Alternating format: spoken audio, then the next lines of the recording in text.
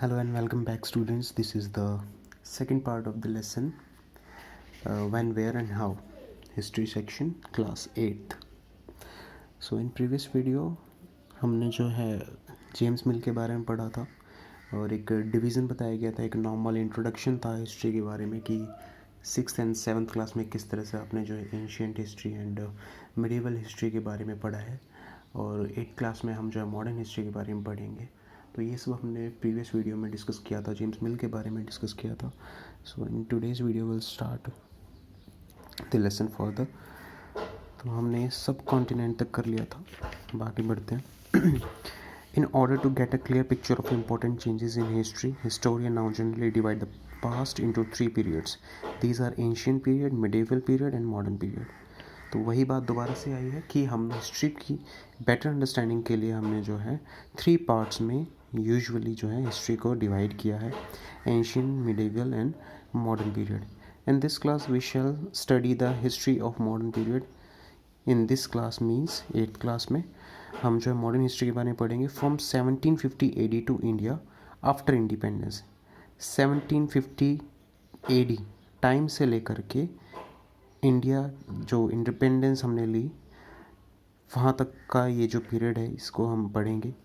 इसको modern period कहा जाता है। Modernity reflects material progress and intellectual development, intellectual advancement. It is associated with the growth of the all forces, modernity, science, religion, equality, democracy, liberty. Since under the British rule, the people of India did not have freedom, equality, and economic prosperity. So the division also has some problems. तो बहुत सारी चीज़ों के बारे में बताया गया है कि मॉडर्न फोर्सेस क्या हैं, मॉडर्निटी क्या है, ये सब चीज़ें जुड़ी हुई हैं हमारी डेमोक्रेसी से, लोकतंत्र से, समानता से, लिबर्टी से, स्वतंत्रता से, democracy, equality, liberty. Since the British rule and people of India did not have freedom, freedom नहीं थी हमारे पास, इक्वालिटी एंड इकोनॉमिक प्रोस्पेरिटी नहीं थी, इक्वल नहीं थे सभी, इकोनॉमिक डिफरेंसेस थे सभी में, किसी की ज़्यादा इनकम थी, किसी की कम इनकम थी। So the division also has some problem. तो इस डिवीजन में काफ़ी सारी प्रॉब्लम है। This is why some historian call this period as a colonial period. तो इसी वजह से जो है कुछ हिस्टोरियन इस पीरियड को कॉलोनियल पीरियड कहते हैं। किस पीरियड की बात हो रही है यहाँ पे? मॉडर्न हिस्ट्री की बात हो रही है, 1750 AD से लेकर के after the independence of India. Now let's talk about the colonisation. तो ये क्या प्रोसेस होता है, क्या होता है, वो सब देखते हैं इसमें। Colonization refers to the process in which a powerful country controls other politically and economically countries. तो एक ऐसा प्रोसेस है, एक ऐसी प्रक्रिया है जिसमें पावरफुल कंट्री जो होती है कंट्रोल करती है पॉलिटिकली और इकोनॉमिकली अदर कंट्रीज़ को। जैसे कि हमारे ऊपर राज किया था ब्रिटिशर्स ने, पॉलिटिकली और इकोनॉमिकली दोनों तरीके से। पॉलिटिकली कैसे, वहाँ के जो है लोग यहाँ पे आए, यहाँ पर गवर्नर जनरल बने, हमारा जो एडमिनिस्ट्रेशन है प्रॉपर ब्रिटिशर्स ने चलाया अपने अकॉर्डिंग। इकोनॉमिक भी इसी तरह से ईस्ट इंडिया कंपनी बहुत मेजर रोल रहा है स्टार्टिंग में ईस्ट इंडिया कंपनी का इंडिया में। जैसे ही वो आए, ईस्ट इंडिया कंपनी के ही लोग पहले इंडिया में आए थे और उन्होंने ही बाद में जो है हम पे राज किया था। तो इकोनॉमिकली, पॉलिटिकली, सोशली हर तरीके से जो है हमारे ऊपर जो है राज किया था इन्होंने, ब्रिटिशर्स ने। In other words, we subjection of one country by another leads to political, economic, social, cultural changes in the former. We call the process as colonization. How? The British and their missionaries initially came to India for trade and commerce, for the spread of Christianity. Britishers जो हैं starting में जब India में आए तो उनका main जो purpose था वो था ट्रेड एंड कॉमर्स, एक व्यापार को बढ़ाना, वाणिज्य को बढ़ाना, for the spread of Christianity. किस चीज़ के लिए? जो ईसाई धर्म जो है उसके स्प्रेड के लिए, उसको बढ़ाने के लिए। They had no political ambitions, कोई पॉलिटिकल एम्बिशंस नहीं थे, कोई उनकी इच्छा नहीं थी कि राजनीतिक तौर पे जो है हमारी कंट्री पे राज करेंगे या शासन करेंगे।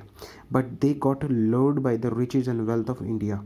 लेकिन वो अट्रैक्ट हो गए काफ़ी ज़्यादा हमारे वेल्थ से, रिचनेस से, हमारी डाइवर्सिटी से, हमारे कल्चर से। Taking advantage of the unstable political condition in the 18th century India.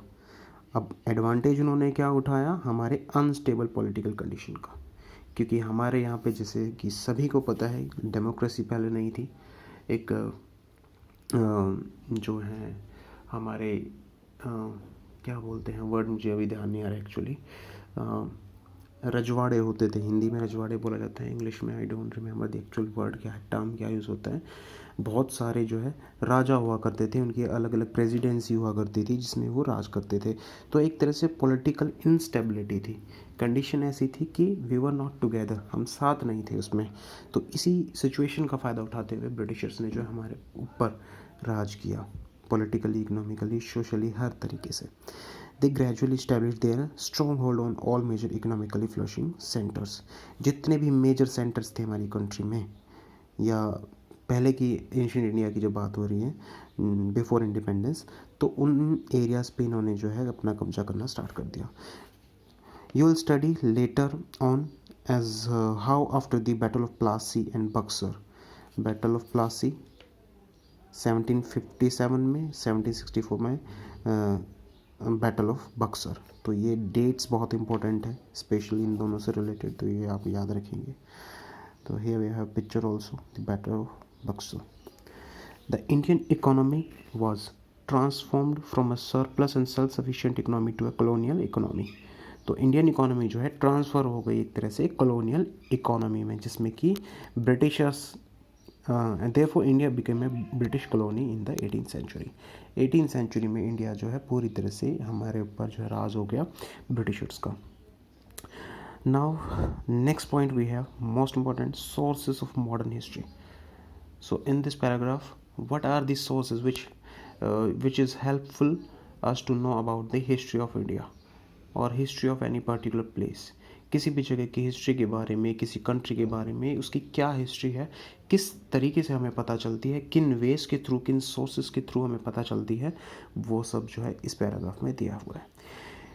Okay, so clues and evidences on the basis of which we write history are known as the sources of history.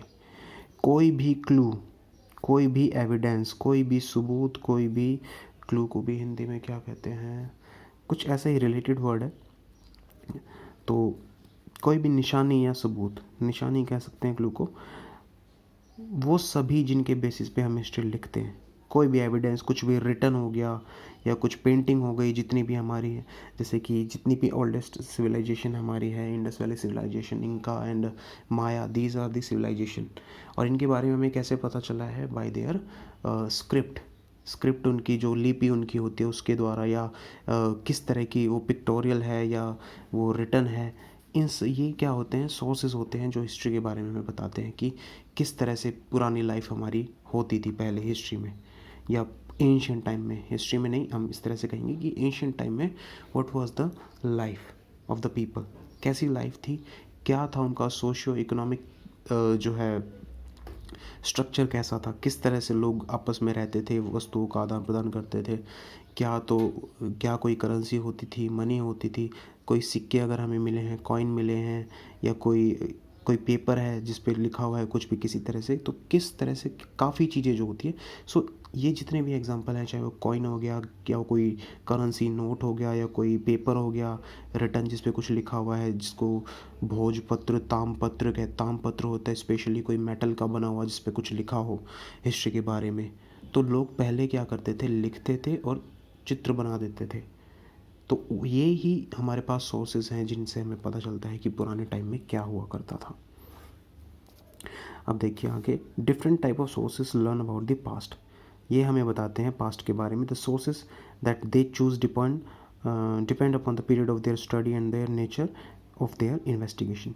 किस तरह से study करनी है, क्या time period रहा है, कैसी investigation होगी, यही सब चीज़ें इन सोर्सेज के थ्रू हमें पता चलती हैं।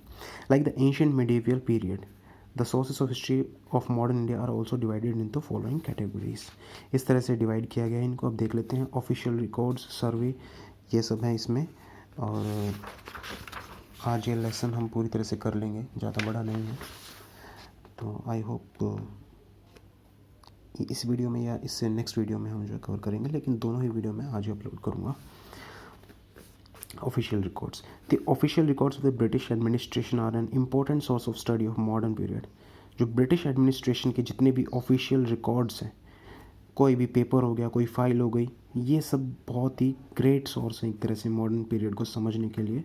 The British laid great emphasis on documenting.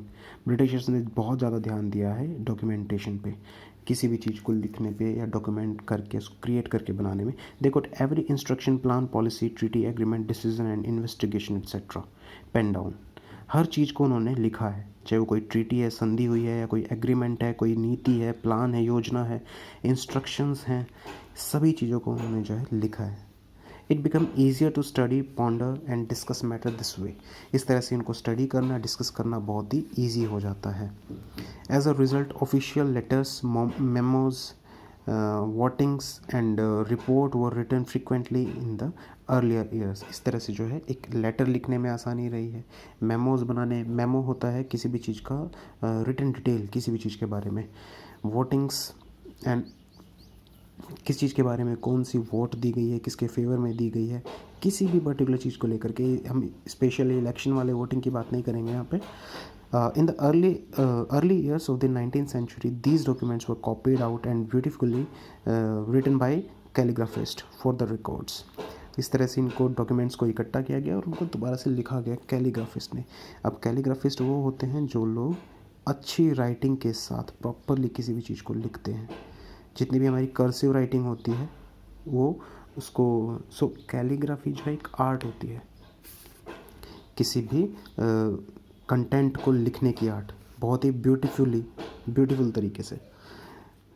Letter the spread of printing press in India in the middle of 19th century, these document were printed in the multiple copies. बाद में इनको print किया जाने लगा, प्रिंटिंग टेक्नोलॉजी आने के बाद या प्रिंटिंग प्रेस इंडिया में स्टार्ट होने के बाद। The British also focused on the preservation of all these written records and documents. तो उनका मानना था इन सभी को जो है बचा के रखना चाहिए। Therefore they set up a record room in every department of their administration. जहाँ भी एडमिनिस्ट्रेशन था उनका, हर एक डिपार्टमेंट में इनको रिकॉर्ड की तरह रखा जाने लगा फाइल्स में प्रिंट करके। To preserve important documents and record, British established archives and museums. तो इस तरह से उन्होंने जो है बहुत सारे म्यूजियम्स बनाए, आर्काइव्स बनाए। Next, national archives of India established in 1920s। तो ये भी क्वेश्चन बनता है कब हुआ एस्टैब्लिश, 1920 में। नेक्स्ट है हमारे पास सर्वेस, एक अनदर सोर्स है ये भी हिस्ट्री के बारे में पता लगाने का। The British also conducted surveys for the better understanding of our country and its effective administration. Revenue survey, botanical surveys, geological surveys, archaeological survey, forest surveys were etc. were carried out under the British rule. Revenue services were conducted in the village to know about the topography, quality of soil, flora, fauna, local histories, cropping pattern etc. तो हर तरह की सर्वे आपको पता है, सभी को पता होता है यूजुअली किसी भी पर्टिकुलर चीज़ के बारे में जो है आंकड़े एकत्रित करना, डेटा कलेक्ट करना पूछ करके। अब ये डायरेक्ट सोर्सेज भी हो सकते हैं, इनडायरेक्ट भी हो सकते हैं। डायरेक्ट सोर्सेज होगा जब हम किसी पर्टिकुलर चीज़ के बारे में डायरेक्ट उसी पर्सन से बात करें जो उस चीज़ में इन्वॉल्व है। For example, if we are doing agricultural survey then we'll go to the farmer, directly we'll go to the farmer. We won't ask the question related to the agriculture to someone else. हम किसी और से वो questions नहीं पूछेंगे, हम directly जो है किसी एक फार्मर से पूछेंगे जो उस एक्टिविटी में पर्टिकुलरली इन्वॉल्व है। तो this is called direct survey, direct method of survey. Direct का इनडायरेक्ट हो गया जब हम किसी सेकंड पर्सन या थर्ड पर्सन या फोर्थ पर्सन, कुछ भी हो सकता है, कोई भी हो सकता है, उससे हम जब किसी चीज़ के बारे में कोई भी डेटा कलेक्ट करेंगे। फॉर एग्जांपल हो गया, हम जैसे कोई सेंसस के ड्यूरिंग हो गया, हम यूजुअली सेंसस हो गई, या फिर हम वोटिंग वाली जब भी एक लिस्ट आती है तो हम इस तरह का सर्वे का यूज़ करते हैं इनडायरेक्ट का, जिसमें हम अगर कोई पर्सन अवेलेबल नहीं है तो हम किसी और पर्सन से उसके बारे में डिटेल ले लेते हैं।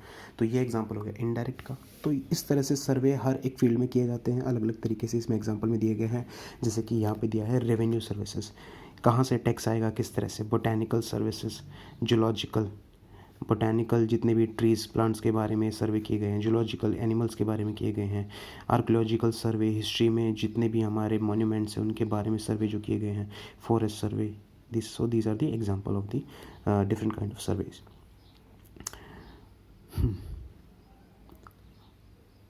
Census operation were held every 10 year, हर 10 साल में सेंसस की जाती है। The census give a detail account of total number of people living in a particular area, provinces of India, including their religion, caste, occupations, economic condition, etc. But these official records are from the point of view of British. They do not tell us about the activities and feelings of the general people of the country. For this we have to depend on the following sources of history. तो ये जितने भी records हैं ये सारे Britishers के according है. अब उन्होंने अपनी सहूलियत के लिए अपने अकॉर्डिंग जो इन सोर्सेज को कलेक्ट किया और उनको जो है प्रिंट किया, रिप्रेजेंट किया, तो इसलिए ये ऑफिशियल रिसोर्सेज नहीं हो सकते थे हमारी कंट्री के लिए. अब देखते हैं कि बाकी रिसोर्सेज क्या हैं, other resources. In earlier times, very few people knew how to write, but in the modern period, many men and women began to write, express their anger, frustration, joy, sorrow, and other experiences. Many women also began to write during this period. Rasundari Dasi was the first woman to write an autobiography in Bengali in 1876 named Amar Jiban. तो एक बाद में जैसे जैसे कि other sources की बात करें तो बाद में लोग जो है मॉडर्न टाइम में जो है लिखना पढ़ना उनको आ गया और एक अपनी उन्होंने फीलिंग्स अपने जो है एक्सप्रेस करना स्टार्ट कर दिया, जो भी वो फील करते थे किसी एडमिनिस्ट्रेशन के बारे में, किसी चीज़ के बारे में, तो हर एक चीज़ लिखने लगे लोग. तो जो राइटिंग्स बाद में हमें मिली लोगों की, या कोई बुक है, ऑटोबायोग्राफी है, बायोग्राफी है, तो उनसे भी जो ये भी एक तरह से हिस्ट्री के बहुत इंपॉर्टेंट सोर्सेज होते हैं. तो पहली एक महिला थी, ये विमेन थी, जिन्होंने जो है अपनी ऑटोबायोग्राफी लिखी है बंगाली लैंग्वेज में 1876 में, जिसका नाम था अमर जीबान. सो नाउ देखो एक वर्ड आया है तो मैं आपको यही बता देता हूँ. There is a difference between biography and autobiography. ये दोनों ही वर्ड आपने सुने होंगे. Autobiography is something which is written by itself, यानी कि कोई भी पर्सन जब खुद किसी चीज़ को लिखता है, if I am writing about my life, that will be called as the autobiography. If someone else is writing about my life, my experiences, that will be called as the biography. जब कोई और person हमारी life के बारे में लिखता है तो वो बायोग्राफी होती है, और जब हम खुद ही अपने बारे में लिखते हैं तो ऑटोबायोग्राफी होती है. अदर सोर्सेज के बारे में अब एग्जांपल दिए गए हैं. पर्सनल डायरीज़ भी लोग लिखते हैं तो उससे पता चलता है. Account of pilgrims and travellers, ये बहुत इंपॉर्टेंट सोर्स है. ट्रैवलर्स, जितने भी ट्रैवलर्स होते हैं जगह जगह पे ट्रैवल करके अपने एक्सपीरियंसेस को लिखते हैं, उनके जो बुक्स हैं उनसे पता चलता है कि पुराने टाइम का. ये ज्योग्राफी, साइंस, इस तरह के सब्जेक्ट में बहुत ज़्यादा इंपॉर्टेंस है ट्रैवलर्स की. उन्होंने कहीं भी जहाँ भी वो गए, उन्होंने जो भी कुछ एक्सपेरिमेंट किए, जो भी कुछ उन्होंने अपनी जो है रिसर्च की करके जो कुछ लिखा, राइटिंग्स उन्होंने लिखी, चाहे वो बुक लिखी है, चाहे किसी भी चीज़ पे लिखा है, ये बहुत इंपॉर्टेंट सोर्स है हमारे हिस्ट्री के बारे में जानने के लिए. ऑटोबायोग्राफीज और important personality, popular booklets, newspaper stories, poem, novels, books and newspaper covering ideas and feeling of political leaders and social reformers. Journals हो गए हैं, reviews, editorials, articles in newspaper and magazines. So these are the various sources of history. The above mentioned literary sources serve a major source of modern history. With the invention of printing press, newspaper, booklets and published in the large number of served as the voice of common man. तो ये हमारे sources थे. Now let's discuss the important point. ये रह गए, ये एक तरह से समरी है पूरे लेसन की. ये आई डोंट थिंक इसमें कुछ ज़्यादा एक्सप्लेन करने का है, आपको बुक मिल चुकी हैं अब ऑलमोस्ट सभी स्टूडेंट्स को, तो जो है आप एक बार इनको पढ़ लेंगे अपने आप से. तो जितने भी क्वेश्चंस हैं काफ़ी इजी क्वेश्चंस हैं, ये जो है आपका हो जाएगा सारा सब कुछ. द मॉडर्न पीरियड एक्सटेंड्स रफली from the 18th century to contemporary times. None of this. Answer इसका ये रहेगा 17th century AD, prehistoric period to 17th century AD to contemporary time. नहीं, I think C is the answer. Okay, next. James Mill wrote a history of British India in. अब James मिल ने कब लिखी थी, इनके James मिल वाले इसमें paragraph में दिया हुआ है. इन्होंने बुक लिखी देखिए 1817 में. ये आंसर यहाँ मिल गया इसका, तो बी ऑप्शन इसका आंसर रहेगा. Next, James Mill divided the Indian history into Brahmin, Kshatriya, Vaishya, ancient, modern, Hindu, Muslim and British. Religion के बेसिस पे इन्होंने किया था, हमने पढ़ा था. देखिए 3 periods, Hindu, Muslim and British.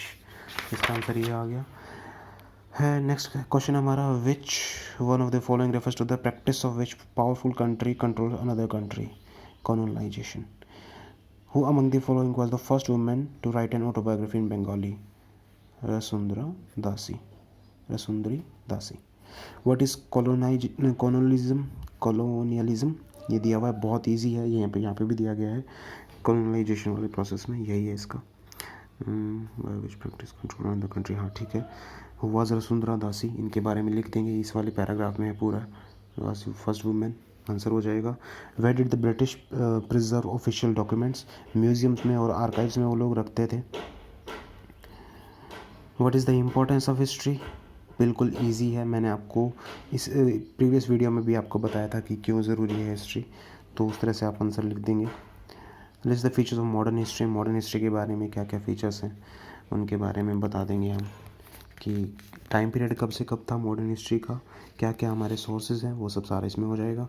Right a short note on colonisation of India, कब स्टार्ट हुआ कॉलोनाइजेशन, कितने सालों तक चला, ब्रिटिशर्स आए, सारा सब कुछ, जेम्स मिल वगैरह, ये सब इसमें लिख देंगे। Long answer type, what is the problem with the periodisation of Indian history that James mill offer? क्या परेशानी थी जेम्स मिल के उसमें, उनके पैराग्राफ में दिया है आंसर अच्छे से। What do you mean by the time frame under history? What do you mean by the time frame under history? कि टाइम फ्रेम, हिस्ट्री में जो टाइम फ्रेम है, हम डिवाइड करते हैं हिस्ट्री को, किस तरह से, उसका क्या इंपॉर्टेंस है, क्या उसका मीनिंग है, वो एक्सप्लेन करना है। What are the sources of history of modern India? Sources, ये सोर्सेज इसमें आ जाएंगे सभी के सभी। True and false and next, history is only about the past facts. False, history सिर्फ पास्ट फैक्ट को ही नहीं बताती है, बाकी चीज़ें भी बताती हैं। James Mill was a French philosopher. False, French philosopher नहीं थे ये जेम्स मिल।